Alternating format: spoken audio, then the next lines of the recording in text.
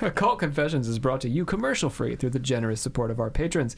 Visit occultconfessions.com and click on Donate to help keep the history of the occult on the digital airwaves. Japan was formed in 1974 in Catford, South London. Their early albums were heavily influenced by the glam rock of T-Rex and David Bowie, as well as Lou Reed and Roxy Music, and failed to garner much love from an audience or the music press, as their sound often felt out of date. Then, in 1979, their third album, Quiet Life, featuring a thoughtful brand of art pop, was the first to chart in their home country. Interestingly, it was also the first rock record to chart nationally in Japan. The band's name had initially been a placeholder, although it turned out to be a kind of prophecy and stuck. Their subsequent albums were Gentlemen Take Polaroids and Tin Drum, which introduced their unconventional hit single Ghosts. The band fell apart as personality tensions rose, particularly after bassist Mick Karn's girlfriend, the photographer Yuka Fuji, moved in with the band's lead singer David Sylvain. Today, on Occult Confessions, Japan. Oh. Sorry. Wrong set of notes. Never ask AI to write your intro for you. Let's try that again. Japan was settled by hunter-gatherers. Now that sounds better, doesn't it? I just wanted to see how you'd respond.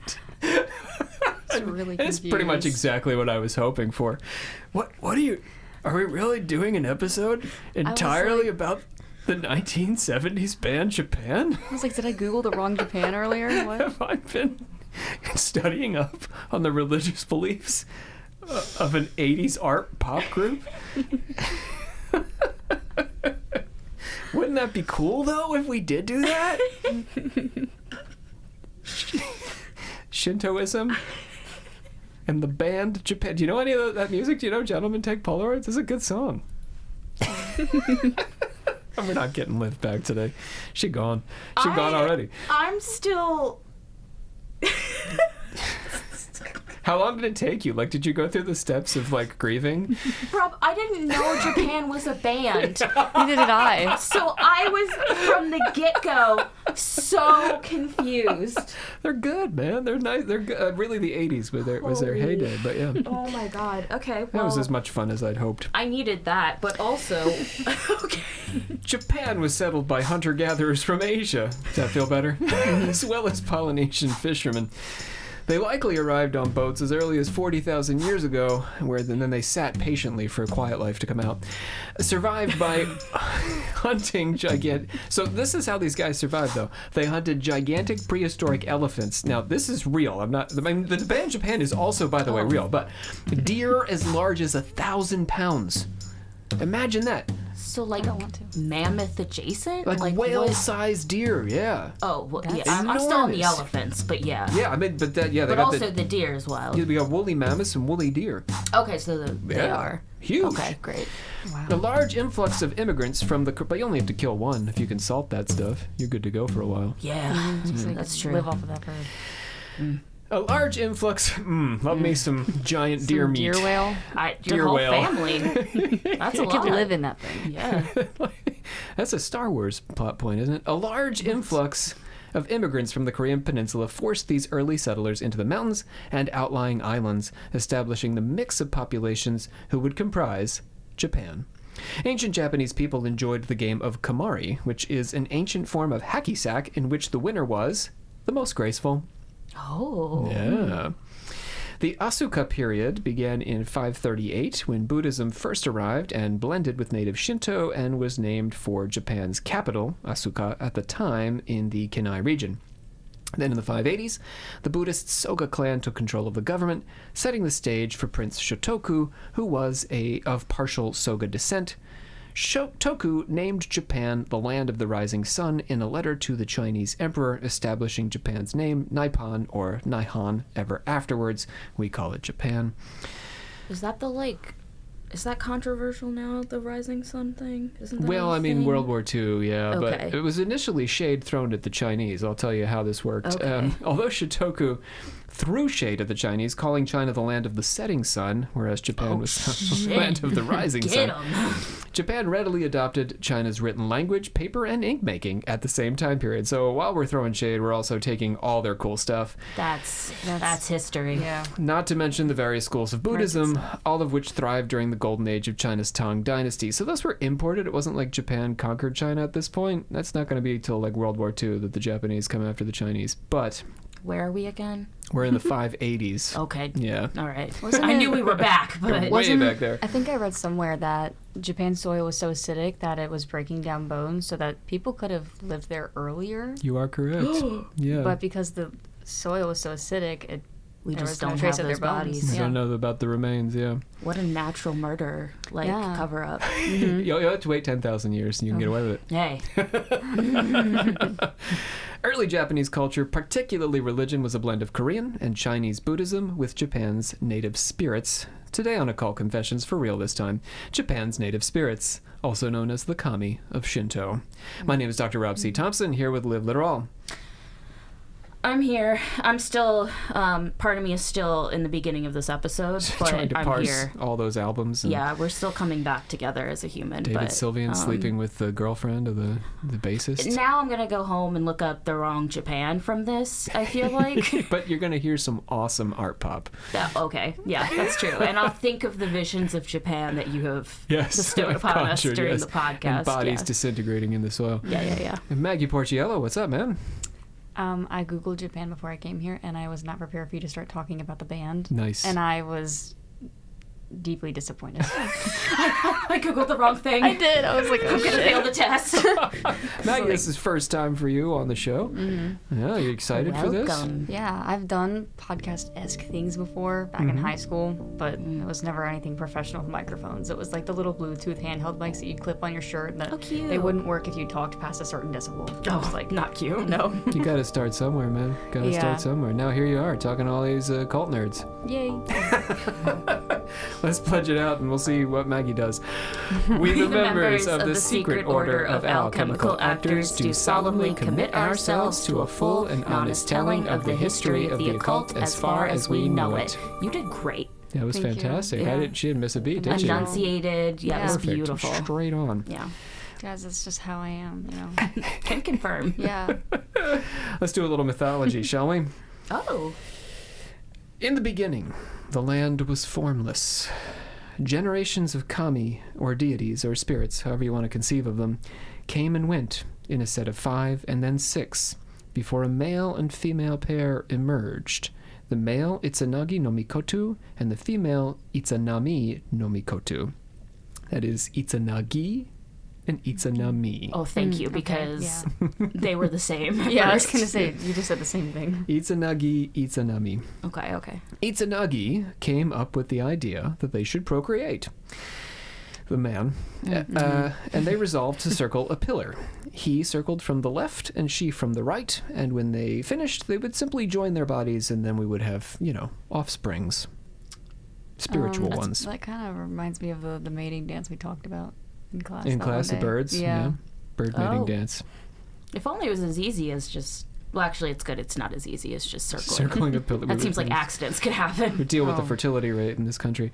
But, but when they met, Itsunami, the female spirit, spoke first. She said how handsome her male counterpart Itsunagi was, and Itsunagi scolded her that it was improper for the woman to speak first, and she gave birth to a leech child in one island. Okay. Yeah. Go off, Queen. Yeah. This was not the glorious result they expected, although Liv would have been content, apparently. All right, we can stop there. I mean, a leech is a leech. I don't know. So the leech child. They went back to the older kami and they were like, "What happened here?" And the older kami were like, "Listen, the lady has spoken first, and so we can't have that. If you're going to procreate, the man must speak first." Oh, so before we even pillar, the Yes. woman can't speak. God. Okay. Yeah, she's got okay. we got All right. a Little Mermaid Consent situation is here. sketchy. All right. Well, I guess the consent is implied if you're circling the pillar. I Okay. guess, yeah. Once you start circling that pillar, Well, you're just all don't on go board. accidentally looking around pillars, because. Right. Don't Oh, be careful no. if you're Yeah. circumambulating anything. So now, when they met, I'm all lost. So they repeated it. They did it again. Went around the pillar. And this time they got the greetings correct. The male said hello first, "You're very lovely," and then she spoke. I don't know what he said, but they each said something. Whatever. What's yeah. up? Playing maypole with sex or something. Well, the maypole is sexy, is it not? My neo-pagan? Maple? Midsummer. Yeah, Oh, yeah, well, yeah, yeah. that's true. But generally, doesn't it celebrate fertility? I mean, it's just a giant Yeah, phallus. Yeah. Yeah, and we make a circle around it. Rabbits. Rabbits. Rabbit. We stick a rabbit on top of the pole. That the pagans were like, these rabbits be fucking. Right? Oh, right. yeah. Yep. Isn't it? Yeah. That's fucking what like Easter. jackrabbits. Well, part of Easter. Right, and the eggs. What were we talking about? We're trying to have children here in Japan, guys. So, they went around the pillar again, got their greetings correct, gave birth to 8 beautiful islands and Okay. many gods. That's better than one leech island. The last child she delivered, however, was the fire god, who burned her on his entry into the world, and she died, creating many more gods from her organs. Damn. Ouch, yeah, that hurts. And Itsunagi killed the fire god, whose organs formed still more gods. Okay. And then the male went down into the underworld to retrieve Itsunami. She said she would need the permission of the kami of the underworld in order to leave, but Itsunagi was impatient and spied on her while she was inquiring with them, seeing her as a corpse eaten by maggots. She flew into a rage and cursed Itsunagi that 1,000 people would die every day, but Itsunagi blessed humanity to give birth to 1,500 people each day. And that's how Japan gets slightly larger. It was almost romantic at first, Yeah, it was almost and very... then it. Got all Left. yeah, Hades the Town. corpses and maggots and Yeah, stuff. Well, it's a little Orpheus and Eurydice. That's I what I was just said, trying to Hades place Town. it Yeah. within, like, yeah, Yep, yeah, it has that quality, the if descent into the underworld. he killed their fire child. The Sumerians, right? Ishtar, there's a goddess, it's her sister who goes down to get her in the underworld. So that is a common story of the descent into the underworld. It's fascinating that it's Japan, right? It's Polynesian culture and Korean culture. I guess I don't think of underworld associated with. The Japanese. Yeah. same. That's why I was a little bit surprised. But I just don't know. They like, don't belabor it. I don't think it's an important thing. Yeah. There just are, layers of ghosts and underworlds and demons and these Sure, sort of sure, things. sure. Yeah. Vast supernatural pantheon. Shinto, Japan's native religion. Let's get into that now. Are we good on the origin story of Japan? Yeah. Yeah. Got all our islands, got a leech kid we don't know what to do with. It's actually pretty yeah. simple, like Yeah. as far as mythology goes. Yeah, there's been more complex. The Mayans with all the different creations and stuff. Yeah. So Shinto, oh, the Mayans. We love them. Can't keep up with those guys. Shinto, Japan's native religion, wasn't named until the arrival of Buddhism, which necessitated a label for Japanese practices that were not Buddhism. We did the same thing in the West when we came up with the word pagan Oh, I see. Okay. because of Christianity. Without Christianity, like the Romans weren't walking around being like, you and your pagan madness, and me and mine too. Okay, yeah. It was just religion. I'm pretty sure paganism was frowned upon, like as a set aside from like Christianity and. Yeah, not so that we could be like, oh, look at those Yeah. guys. They got the right idea. No, Yeah, it was a- kind of like they have the wrong idea. Yeah. That's so we could label our demons. Historically, Shinto was about but okay, so in Japan that did not happen. Sorry, I don't want to get us confused. Yes, that happened in the Western world. In Japan, the relationship between Buddhism and Shinto is actually pretty awesome. His Shinto was about connecting with the spirits or the kami. That's Kami, by the way, the kami, through a material object. And it emphasized personal purification for worship. Do you know about this? Does this have to do with like the I thought it was Japanese, the ghosts that are like objects? Yeah, they're spirits. Is this that? You don't get to see them. Only the priest can see them. They're kept in the shrine, and yes, they occupy or are somehow. I don't know. It's not a concept I can fully wrap my head around, It's but hard to- they're in the object somehow. Pokemon takes it a little bit. Like legit, they like have like certain Pokemon that are definitely like riffs off of that, but Yeah. So yes, so it could be the spirit of the mountains, but somehow it's also in this rock that's in the shrine. see. I think I've heard about this briefly. There was always that one kid in high school who just knew the most random things possible, and you wouldn't believe them. yeah, because you're in high school. Yeah. But now it's sounding true. Yeah. Yeah. He's like, the Japanese have these shrines with rocks in them and stuff. Yeah. So, no, they don't. They don't have rocks. There's no rocks in Those Japan. kids always The rocks sat- all remain together, attached to mountains. So, what were we talking about? So you need to purify yourself to go and worship at the shrine. You make offerings to the material presence of the deity. You give gifts, and you communicate with the spirits through the shrine and the physical object that the kami occupies.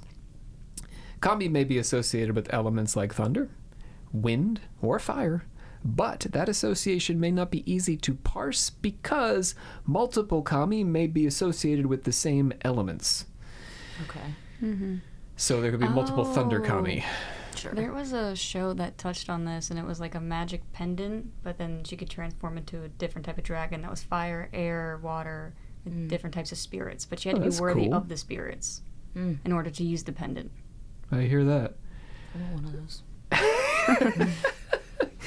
those. So there's 8 million kami, Oh, probably. Okay.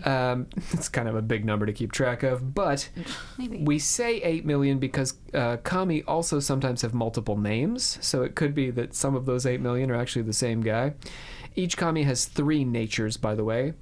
Aramitama, or the wild nature, Nigimitama, or the gentle nature, and Sakimitama, or the nurturing nature.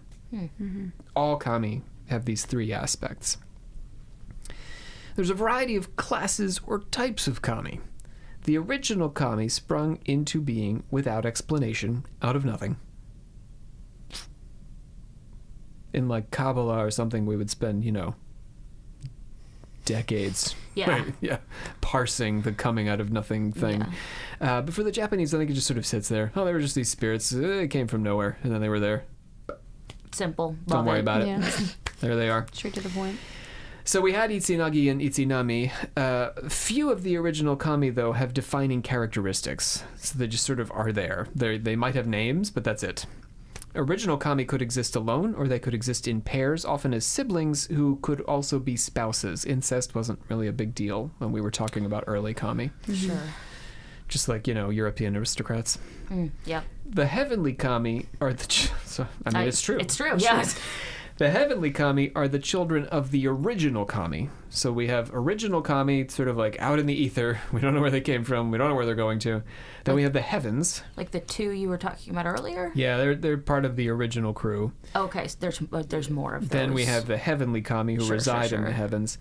And then they're the children of the original kami who appeared in the heavens before the earth was created. Then we have the earthly kami. That's the last level. Some, but not all of the earthly kami are descended from the heavenly kami. And some of them are just sort of like wild creatures that have to be subdued by the heavenly kami and taught how to properly respect the heavenly kami. Kami have been added after the official establishment of the original texts, and multitudes of local kami take on their own mythology and characteristics which are not necessarily wholly embraced nor wholly rejected by the Japanese. So the Japanese are kind of like agnostic about all of this. I was gonna ask: is there like there is a text where all of the kamis are being like recorded? Not down, necessarily. There's a handful of different. It's a bit like.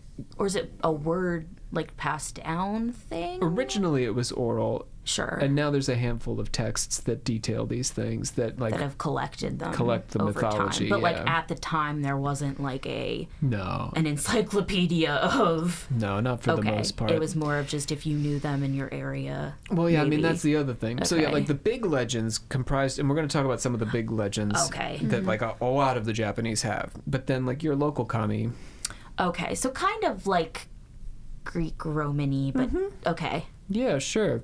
Because I don't know this for a fact, but the Greeks and the Romans, you would have like Zeus, but then you would have Zeus of Colonna or something, That's right? kind of like what I, yeah, okay. So, there are a variety of classes or types of kami. Did we do this? Yes, we did. Very refreshing. I'm going to leave this in.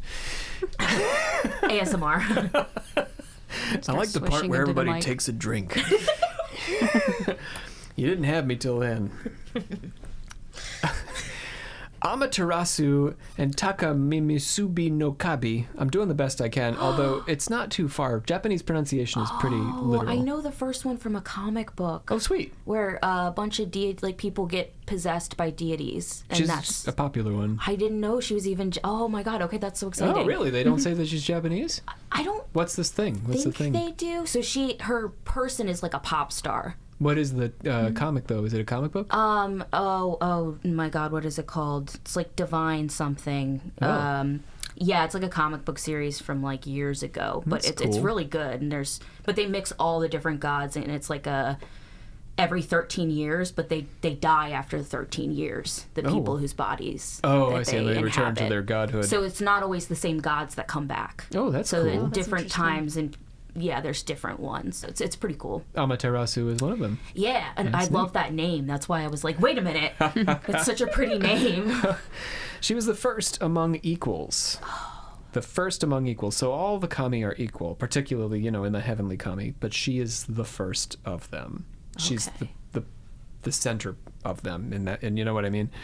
She's the goddess of the sun. I was about to say, is her thing the sun? Because Yes. that's her thing. Oh my god, I'm too excited by I this. gotta go back and read your comics They're again. gonna be like, what the fuck is this nerd? And she's the ancestor of Japan's imperial house. So all the emperors claim descent from Amaterasu. Oh, okay. Oh, So the okay, sun. That's, okay. The rising sun. Everyone's Yeah. from the sun when they're king. Okay. I mean, the Japanese flag still has the rising sun on it. They just removed Sure. the imperial, like the what am I looking for? The rays of the sun were on the Okay, I knew there was a part Mm-hmm. of it that now people... The rays, I think, were removed symbolically to suggest that Japan is no longer imperial, that it's not trying to expand. There was an influencer who had that as a tattoo, and she got, destroyed online because people... With I the think I rays saw on it? that. Yes. Yeah. This was years ago, but yeah, people were, very upset about it, but I didn't know, why exactly. I guess it has But that- it has like a Confederate kind of, like for us, the I think Confederate that's, flag. basically what they were... Yeah. Because it implies Japan's imperial conquest of Asia was certainly not cool. See, okay, I didn't even think about... Yeah. That's interesting. So when we remove the rays, I guess in theory, It's more... it's just the sun. It's okay. celebrating the culture of Japan rather than the culture's desire to take over the world. Yeah, sure. Anyhow, which traditionally Japan did not want to take over the world. It was pretty content to be left alone. Maybe it was our fault. Taka Mimisubi no Kabi is her male counterpart, and one of the three invisible kami who are spirits who came into being spontaneously at the beginning of time. Together with Amaterasu, he convenes the assembly of the gods in the dry bed of the heavenly river. Folklore scholar Michael Ashkenazi suggests that the relationship between Amaterasu and Takamimisubi no Kabi resembled that of the male and female rulers of ancient shamanic Japan. So he says we've got this female and this male. This is a lot like the way Japan historically was ruled. Okay. The female shaman was understood to be more important than her male counterpart and led ritual and spiritual matters, whereas the man handled the politics and the administrative side of tribal life. So the woman's more important, but she also has less practical influence over the way the culture goes. Yeah, not to say it's like Avatar, but it's like Avatar. Yeah. Not, and we would call it like maternalism light, right? Like matriarchy light is Yeah, that's maybe what I better mean. than Avatar. Kabi are worshipped at shrines. We were talking about this just a moment ago with the rocks. Rituals can be simple offerings or elaborate and involve elements of entertainment like theater, dance, or music at the shrine. Shrines, even the main sanctuary, may be dedicated to 2 or more kami. So it's not single kami one at a time. Could have a few guys in there. It's common for the public not to know which kami a shrine is dedicated to. Secrets guarded by the Shinto priest. That's so interesting. Yeah. I'll get to why that is in a second. Deities are very much local and fall in and out of favor. As they do, the shrine remains identified with its place name. So that's one reason. Okay. Many believers also understand kami to all be essentially the same. Okay. Okay. So you please one, understand you that. please them all. Yeah. So even if there's the river kami there and there's, some hero kami, they're all the same guy. There's something wonderfully simplistic about that. Yes. Versus Greek Roman, each god is like a personal relationship that you can drop or whatever. There's something nice about being You please one, you please them all. You just point one, you just point them all. Just the same guy. There are many nameless kami of the field, mountain kami, and road kami. There are also ancestor kami, or kami said to be related to the priests of the shrine as ancient kin. So maybe the Shinto priest somehow related to the spirit. Okay. There are also shrines to Goryo, or vengeful spirits of great individuals who were wronged. Japan's full of those. All cultures are really full of those. And kami of heroes, or powerful historical figures who weren't necessarily greatly wronged. They just did something really cool. Some of the most prominent kami are combinations of these. Let's talk about Hachiman, for example. He combines they. Hachiman really is they. Combines a historical figure with a bodhisattva. We'll get to bodhisattvas in a second. Oh, I remember that word from class. Bodhisattva.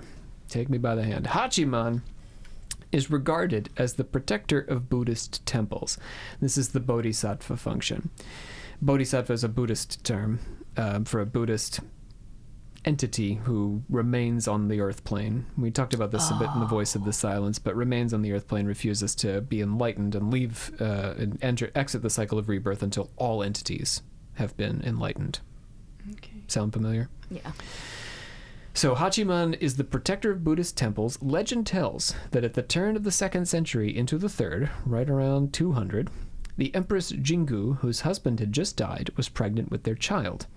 But she had to leave the Japanese invasion of Korea because her husband was dead. And so she bound her stomach to keep the child from being born, which would interrupt her ability to focus on the war. Ugh. My God. A dream had told her that if her son was born after Japan achieved victory, he would be a god.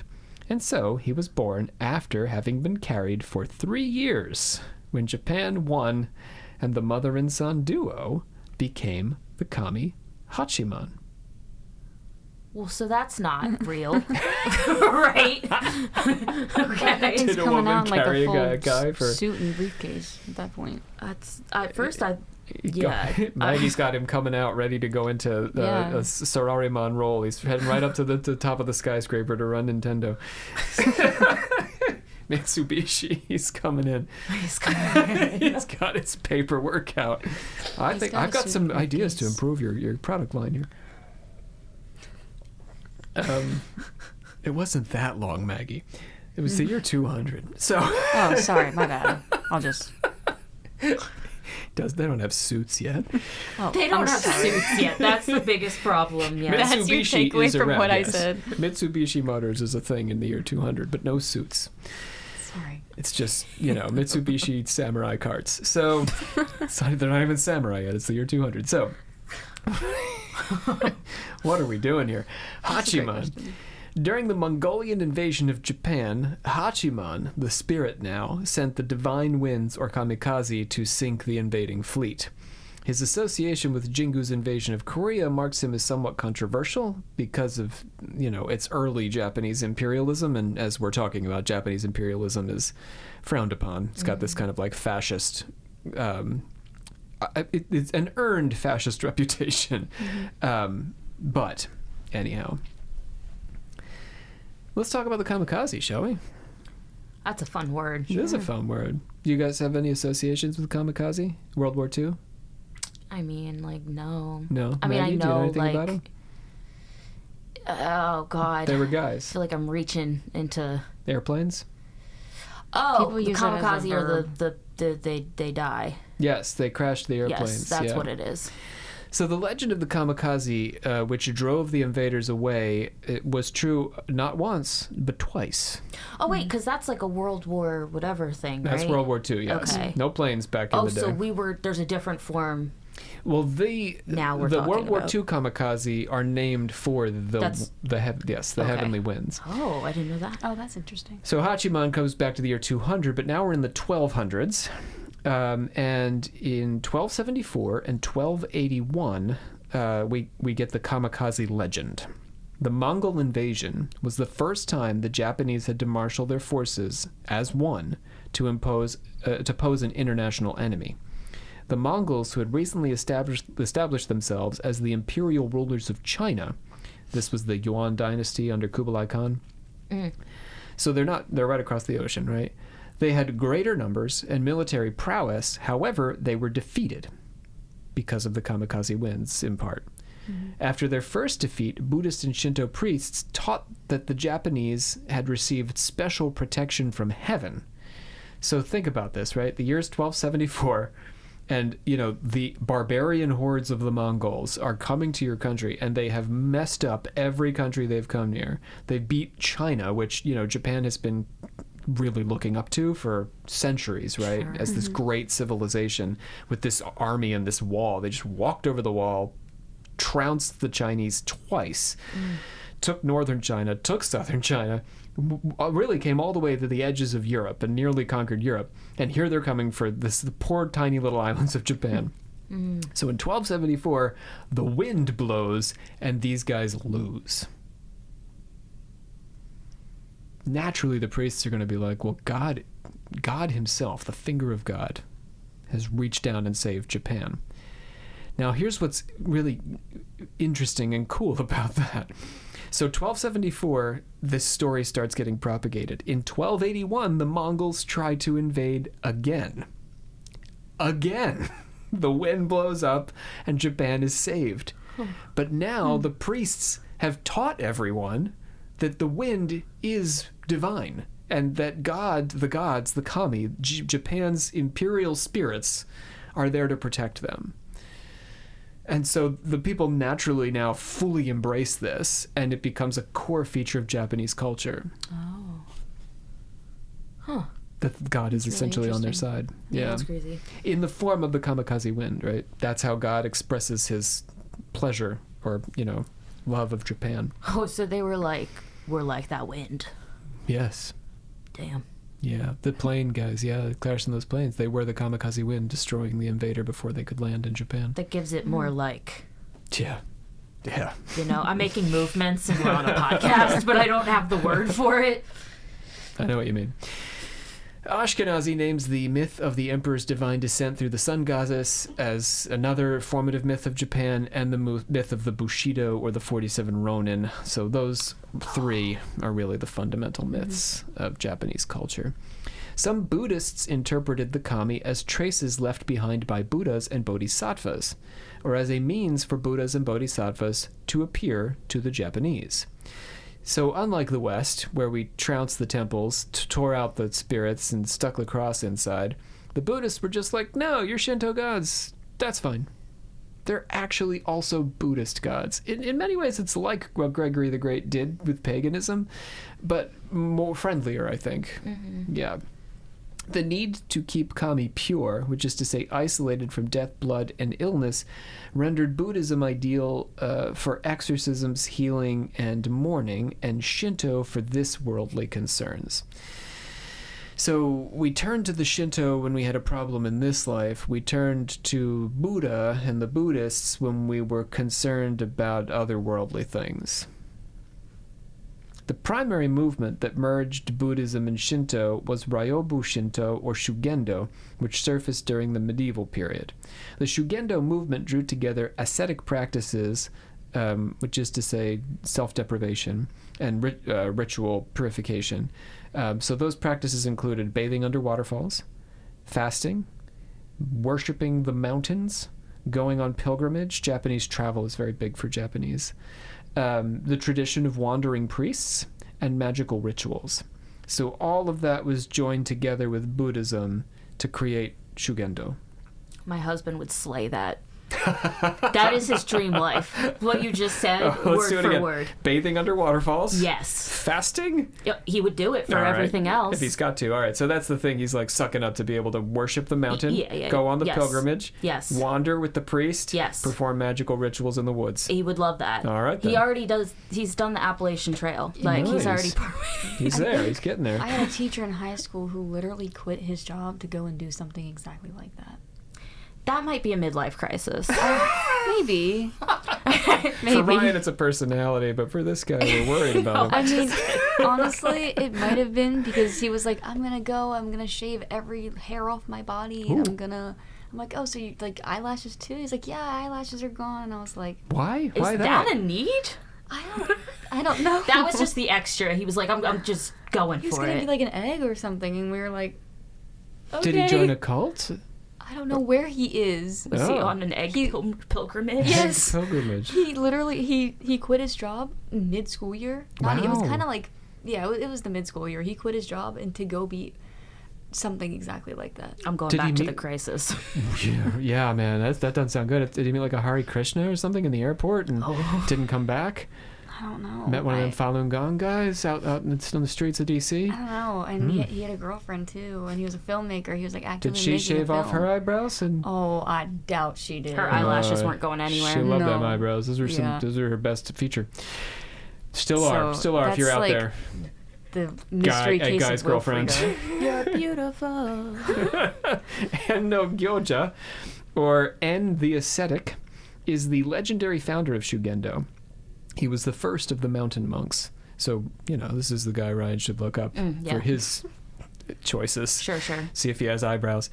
Shugendo priests and nuns organized prayer meetings, performed exorcisms, sold charms and medicines, and offered both divination and, here's the one that will surprise you, prostitution services to folks passing along the road. That did surprise me. Yeah, everything was going along swimmingly then. Yeah, Suddenly it was we're nice, offering like bathing prostitution. in waterfalls and doing this, and now we're engaging in prostitution. Missionaries are just Doing missionary, yeah. Yeah, I mean, I can't speak to medieval prostitution, but by the time we're in like the late 18th century in Japan, prostitution is definitely very distinct from what it is in the West. Like a Japanese prostitute, like in the heyday of the geisha. oh. I'm not even talking about the geishas, I'm talking about the taiyus here. Like the taiyu, to get a prostitute, like it's a very elite thing. Like she's like a, courtesan, Afro-Bane style, in the West. We think about the, very intellectual, rich, well-dressed prostitute. That was essentially all Japanese prostitutes. You were either a geisha who was, heavily, deeply educated and highly skilled in music and song, and like sex was kind of optional for you, or you were a taiyu and sex was, expected, but in order to be able to have sex with a prostitute, a taiyu, you had to date her, you had to court her.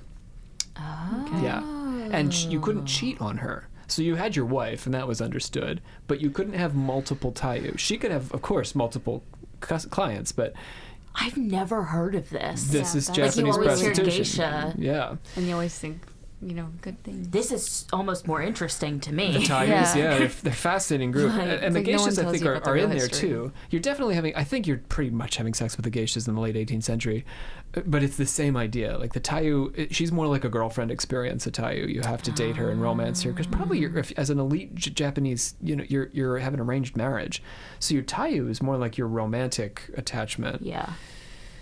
It's funky, but I point this out. There's like, we're not in that time period, but I point this out to just show that like Japan and prostitution have we can't use our Western terms to like fully encompass Sure. what's happening over there. In addition to Shugendo priests, sumo wrestlers played an important role in Shinto practice. Did you know this? No, but I'm ready for it. Okay, so before I even get into this, when you traveled in Japan, remember pilgrimage is very popular. There were two classes of people who did not have to provide papers. So as you're traveling, you need to, justify yourself. You have some sort of like, medieval passport. But two classes of people did not have to provide paperwork. Can you guess who they were? One of them's obvious because we're just about to talk about them. I mean, like an emperor or some shit. No, well, I mean, sure, but Okay, excluding them. regular folk. There's the sumo wrestler. Do you know why the sumo wrestler doesn't have to provide papers? Because it's obvious what he does for a living. Okay. And he's traveling town to town. Now, there's another one that on their body it's not obvious, but they can demonstrate what they do for a living. Like a performer? Yes, you're right. It's actors. Yes. Actors, okay. Because traveling performers, right, would go town to town to entertain the villages. Oh. So you would get to the, customs guy, and if you were a sumo wrestler, you'd just, like, open your shirt, and you'd be like, oh, all right, go ahead, carry on, Karen. If you were an actor, you would do, like, acrobatics or something, and then you'd be like, oh, all right, So, go like, ahead. I'd have to fold myself into a pretzel to show that I don't need my papers. Or belt out a few notes, yeah. Sure, okay. Yeah. Oh, so that's the way to sneak into Yeah, I mean, you're the not- other side is to Yes. join an acting troupe real fast. Right, yeah. I mean, if you're trying to do something shady. But the idea is, the only kind of people who are traveling are, pilgrims who have official, permission to travel, actors or sumo wrestlers. And everybody else is up to no good. That's Okay. Versus where I feel like other places would have been like, actors, no good. But at least they have something to offer. We're bored. Yeah, for sure.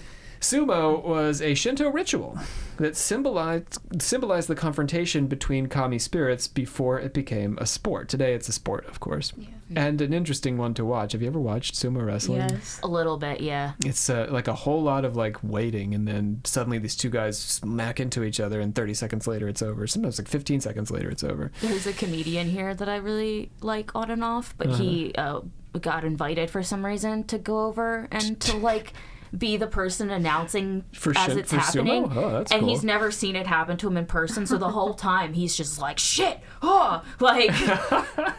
The confrontation's exciting.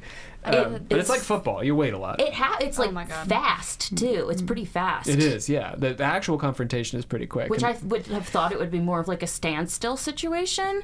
No. But it's very interesting. There's a show that it's a controversial show. It's an animated show, and basically they had this big fat guy dressed as a geisha, and he was like the ring girl. He was the ring girl. He was the geisha, he was the ring girl, and then they had the sumo wrestlers, and they had him in like fat suits. What is it, just that in and of itself is the controversy? I think it was, because there are some people who they were like, this is not an accurate representation, and we're like, okay, Yeah. listen, it's An like a comedy appropriation show. situation. Oh, but somebody was Japanese. I would assume, yeah, because Yeah. Everyone was just like white people. yeah, Yeah. Don't the do show that. is Canadian. Oh, you Canadians. I'm not I know how about you that. feel about the Canadians. I love them. I love the cartoons that are voiced. Like in the late 80s, they started voicing a lot of cartoons in Canada, and you can hear that suddenly the characters on the Ghostbusters are just Canadian. I just always think of South Park. Yeah. That's unfortunately. Which I think was probably done in America. But anyway, Vancouver became a huge, it was like an upcoming place. You were born in Canada? No, I went to the border. Oh. I also thought What you happened? said You were born in turned around, Canada. they asked you to belt out a note, do some acrobatics, and you're like, oh man, you fell on your head, and they said, you're not an Can you actor, get out of sumo? here. Yes, clearly look at my physique. I'm built for that. Incidentally, this is a podcast. Maggie's not built for that. It was designed. So what are we talking about? 5 Sumo. feet tall. Sumo was designed to help determine the wishes of the kami, so you would have the confrontation between the spirits. In fact, sumo did not become a form of entertainment until the shogunate in Japan's late medieval period. So all through ancient Japan, Oh, they were just doing it on the DL, Yeah.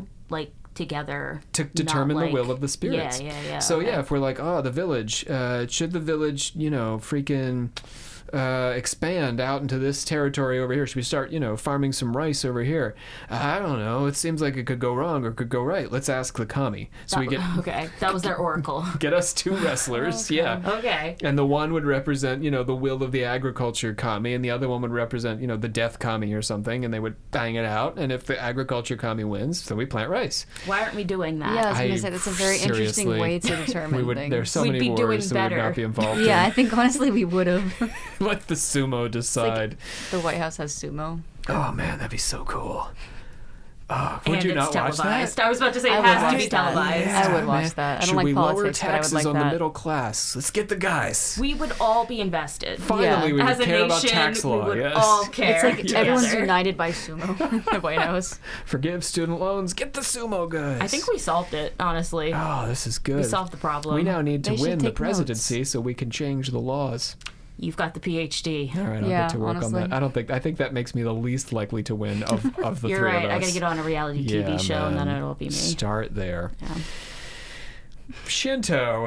Shinto shrines and Buddhist temples are often difficult to distinguish. And larger religious centers can often function as both a Shinto and a Buddhist site. Shrines may be isolated buildings at crossroads, just a little shack. They could be in a field, they could be on mountains, they could be on the tops of skyscrapers. There are modern Shinto shrines. Or they could be a large shrine compound, that's what I'm looking forward to going to, with a hall for a single major deity and smaller surrounding shrines for lesser deities or saints. So we could have the big guy in the middle, thunder guy or, whatever, and then on the sides we just have like the little local mountain guys and river guys. But we still But we know which ones they are, but we sometimes do, and we sometimes don't. And sometimes we just say that they're what they are. We just know the important one is in the middle. Great. Compounds also have buildings for ritual events, which may be larger than the main sanctuary. So the main sanctuary isn't necessarily the biggest building on the compound. We might be having weddings or things there. Compounds were built on the borders between villages, ideally below the slope of a smoothly ascending hill. Man. The more important the shrine, the farther it was built from the worshipping community. So you had to work harder to get to the more important shrines. Okay. Not just going to be on the top of a skyscraper.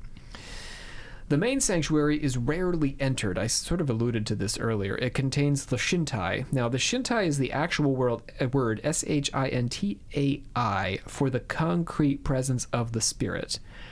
And we don't really ever look at it. It's very rare to be able to look on the Shintai. It could be a mirror, a sword, a statue, or, as we say, a natural object like a rock. Home shrines, you can build one at home. You too can do it at home. May utilize a small strip of paper on which the spirit or kami's name is written, and you keep that on your shrine, and then you can go and address the spirit that way. All Shinto sites have the torii, Torii, a simple gate or archway through which the worshipper passes into a sacred space. Also like a early Zoomer girl who probably majored in communications. The torii. So Yep. Some who can disagree? Nope. Some Buddhist sites do. See, when you teach college long enough, you can the name trends. The tories are gone now. We don't have tories anymore. No. We had tories. They're in their mid-20s. Some Buddhist sites do have torii as well. So the gate does not necessarily differentiate Shinto from Buddhist. Shinto sites have the Shimenawa, though. This is the sacred rope that goes all the way around the sacred space or the natural object or whatever. So if you go and you pass through the gateway, that doesn't necessarily mean you're at a Shinto shrine. It could be a Buddhist or could be both. But if you see the rope going around the building, that tells you there's a kami somewhere in the middle. Okay. And there's also zigzag streamers that hang from the Shinto shrine. Maybe I'll try and get a picture of this for the episode. And the zigzag streamers are never used in Buddhism, so... Those are like the two. Is that like the only two ways to really tell? Yeah, they're usually married together, so you'll have the rope with the streamers hanging off of it. The little like lightning bolts is what they look like. The little like lightning bolts. I think I know what you're talking about from like anime. Yeah, I'm sure you've seen it. Yeah, but yeah. Right, like if you've watched Sailor Moon, right? I was literally, Sailor Mars. I've been thinking about Sailor Mars this whole time, Robin. I've been keeping it inside of me. Do you know that Corinne and I watched Sailor Moon? We watched the whole first season together. I'm about to flip this table. Yeah, we got to talk about it because I don't know what to watch next. I don't know if we should watch the movie or if we should watch the next season. Are you talking about like the OG series? Yes, yeah, okay, yeah. because we're watching it, not the effed up version that America got the first time. We're watching it like redubbed with, her name is Itsunagi and I'm sorry, not Itsunagi, Usanagi. Usagi, there you go. So they have the actual Japanese names. So we're not watching the one where they renamed them all. Okay. Yeah. Because then there's also like Crystal, which is the reanimated version they did a couple of years ago. We haven't gotten that far. It's like it's like almost a copy exactly, but in different animation, and then they kind of squish some of it together. Well, we don't need to do that then. But there's so many Sailor Moon series that you can go to next, and movies. When do we watch them? Well, we want to watch the movie, I think, the first movie. Well, have you... Okay, this is a whole conversation. See our Patreon on Sailor Moon. I'm so excited. We're at 46 episodes in. Okay. I have no idea what you're talking about. Oh, Maggie. We're on break. We're on break, though, because we got through the first, and Corinne did well. Like, she was with it. Like, she really enjoyed it. But now, like, we're at... Like, it's just, like, it's a big emotional release right at the end. Back in the day, going to Blockbuster, I was either getting an episode of Pokemon or an episode of Sailor Moon. Both Japanese. Yep. What were we talking about? Zigzag streamers. The most ancient shrine in Japan is Itsumo. Let's move on. According to Shinto practice, there are millions, as I said, of kami, and there is no authority determining what may or may not be a kami. Practically, there are 80,000 shrines, to just give you a sense. 8 million kami, but 80,000 shrines. The majority of these are unmanned wayside shrines. Oh, like they don't even have someone there. No Sailor Mars hanging out. So no would Ray. those be smaller ones? Like more like the like you're saying, like the roadside-y, like you don't go through an arc. The big compounds have guys, yeah. And I actually read recently that Shinto priests, because of the declining birth rate in Japan and really in the modern developed world, that they've begun to bless dogs. They like the blessing of babies used to be an important Shinto ritual because that's declined.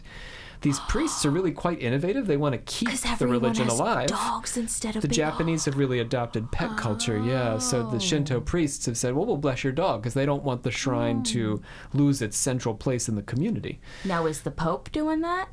Pope really, he needs to consult the Japanese because the Japanese know how to keep themselves relevant. There's a whole market he's not hitting. Talk to the Shinto priest. That's actually that's actually so like smart and just like actually very chill of them too. That's Japan. Japanese religion in many ways. The Japanese, I don't want to. They're not chill, but the Japanese religion, I think, has a chillness to it. It feels, it's very adaptable. And they're bathing in waterfalls, so. Right, but the shaving of the eyebrows was not Japanese. Keep your eyelashes, for God's sake. Just his crisis or something. I don't know. During the Meiji period, 19th century, Shinto was established as a state practice, but not necessarily a religious one. It encouraged shrine visitation and the learning of Shinto rites, but not any particular belief system or dogma. Mass participation in Shinto festivals, particularly New Year's, followed. Shrines were established for the Meiji emperor and empress, as well as defenders of the Meiji regime and subsequently war heroes. So just bringing us to the end of this history. After the Second World War, the shrines were returned to their private religious context with the establishment of a Japanese constitution and the separation of church and state. So, you know, MacArthur, right, is occupying Japan. I mean, America is occupying Japan under Douglas MacArthur. And, like, the primary concern is that, like, you made your emperor a god, right? So that seems to have not gone well for you. Not that Hirohito was actively involved. I mean, I actually don't. I'm not a historian of these things, but Hirohito is generally not blamed for World War II entirely. He was let off the hook. MacArthur let the emperor stay. The generals in Japan, the military was blamed. That's like McCarthyism. No, MacArthur was okay. Okay. He was like, a little wait intense. a minute. I was like, I think I'm Douglas MacArthur was a little intense. But okay. He was the general who took over, who was in charge of the occupation of Japan for most of the time. Okay. Yeah. Just separate from communism. No. What is McCarthy's? This is MacArthur, not McCarthy. Okay, because I was like, that's communism. Yeah, different guy. And a different thing. Okay. Different guy. Okay. Yeah, so he left the emperor in charge of Japan. Anyway. I see. Separate situation, I suppose, but related to what we're talking about here. Because the emperor had been enshrined, though, as a god, the Americans were like, we got to change this situation. So state Shinto was, removed. Not that Shinto was removed, but the practice of making, political leaders gods, we just can't have this anymore. Okay. So it ceased to be a state practice. It was really only in the 19th century that it was a state practice, because for a long time, Buddhism and Shinto, as I said, were just sort of like together, merged in Japanese culture. Hatsumodi, the New Year's visit, still continues today. Shinto weddings, funerals, childhood rituals have all proliferated, but with less children, as I said, to live. Now we have dogs, dog rituals. But you can see, like, the childhood rituals is not just, a naming or anything. There's also, puberty and these sorts of things. I don't know about puberty, but, there's a variety of, like, developmental rituals that you would go to the Shinto shrine for. And now with people having fewer children, you bring your dog. It's still a very cultural thing. Yes, we want to keep the Shinto shrine alive. Mm-hmm. It's preserving Japanese culture, I think, in a traditional Japanese culture. I like the idea. I love it. It gives me peace. No, it's very. I think it's. Yeah, it's wonderful. Bless the dog. Keep it alive, man. Mm-hmm. But all of these, by the way, date back no further than the Meiji period. Shinto weddings compete with Christian-style weddings, which are very popular in Japan. That's a very interesting thing. You have to remember, and we're going to get all the way up into, well, you got to come do anime with us, but because people want me to do Neon Genesis, of course, on the show, yeah, naturally. Damn. Right. Yeah. So we're going to do some Neon Genesis, but we should talk about Sailor Moon too, because the astrology, that goes right? Back. The 90s. So. Well, no, I mean, like, the first time I was exposed to that was literally watching Adult Swim when I wasn't supposed to be at 4 a.m. Asuka. I don't know if she was named for that period. Anyway, what were we talking about? Christian weddings in Japan. Christian weddings in Japan, yeah. So why do they have Christian weddings? It's because after World War II, Japan became highly interested in the West. I mean, anime itself is the child of Disney in so many ways, right? Like Japanese manga was inspired in part by Disney, which then was looped back to Japan, which reinterpreted it into a very distinct style of animation. So I'm not saying that Japanese anime and Disney have a whole lot in common, but just the Japanese saw what Walt Disney was up to and they were like, oh, we can do that. But then they turned it into their own unique thing. Yeah. And it's back and forth, right? We don't have Nintendo without Atari. It's that whole like adapting of each other's cultures. We've just been doing that, and I think it's quite glorious. I love it about our relationship with Japan. And it's strange, but in many ways, like that we have this deep cultural connection to them. Yeah. But yeah, Christian weddings. Christianity was just everywhere, I feel like. Yeah, but I don't know that it has the Christian connotation any more than most girls in a white dress are really thinking much about Christ these days. Yeah. Because there's, I mean, it's not the same, but what is the like religious cult here that's where they mass marry? Oh, the Koreans. They're Koreans, right? Yes, that comes from Korea. That's the Moonies. I thought so. Yes, the Reverend Moon. And that's very like Christian, but not Christian. It's a very weird. Yes. It's like more about the symbology, or like the because they wear the white dresses. They're all in the identical. It's I don't know.